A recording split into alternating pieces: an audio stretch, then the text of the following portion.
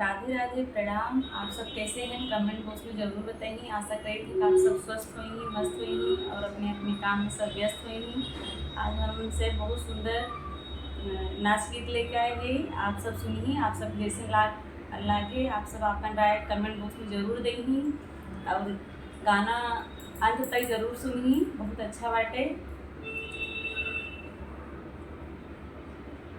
नाही मिलल बलमुआ हमारे मन के, नाही मिलल बलमुआ हमारे मन के, हमारे मन के हो हमारे मन के, नाही मिलल बलमुआ हमारे मन के, नाही मिलल बलमुआ हमारे मन के, हमरे बलम जी के महला दू महला, हमरे बलम जी के महला दू महला, नाही लागल खिड़किया हमारे मन के, नाही लागल खिड़किया हमारे मन के, नाही मिलल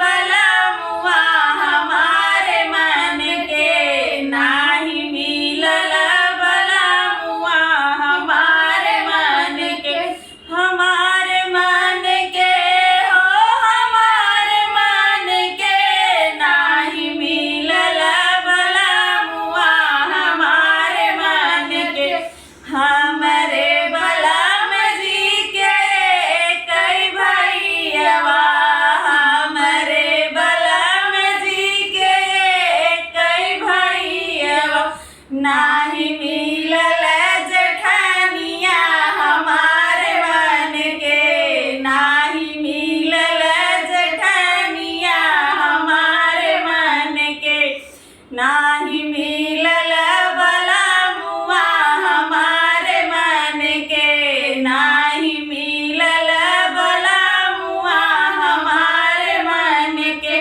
हमारे मन के हो हमारे मन के, नाही मिलल बलमुआ हमारे मन के, हमरे बलम जी के दुइये बहिनिया, हमरे बलम जी के दुइये बहिनिया, नाही मिलल ननदिया हमारे मन के, नाही मिलल ननदिया हमारे मन के, हमारे मन के हो हमारे मन के, नाही मिलल बलमुआ हमारे मन के, नाही मिलल बलमुआ हमारे मन के।